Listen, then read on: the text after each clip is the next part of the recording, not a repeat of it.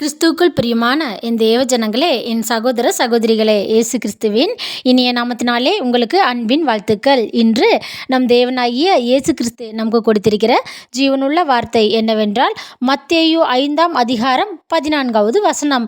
மலையின் மேல் இருக்கிற பட்டணம் மறைந்திருக்க மாட்டாது. ஆமேன், ஹல்லேலூயா.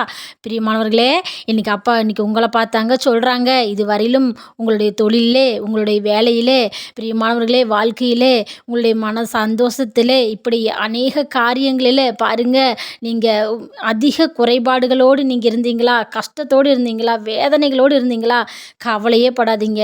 இதில் அனைத்திலும் உங்களுக்கு பூரண சந்தோஷத்தை அளித்து, மலை மேல் இருக்கிற பட்டணம் எவ்வளோ உயர்வாக இருக்குமோ அதே போல் உங்களை ஆண்டவர் உயர்த்தி வைத்து பார்க்க கர்த்தர் இன்னைக்கு உங்களை ஆசீர்வதிக்கிறாருங்க. அதனால் எதை குறித்தும் கவலையே படாதீங்க, சந்தோஷமாக இருங்க. நீங்கள் உயரமான இடத்திற்கு செல்ல போகிறீங்க. ஹல்லேலூயா, ஆமென், ஸ்தோத்திரம்.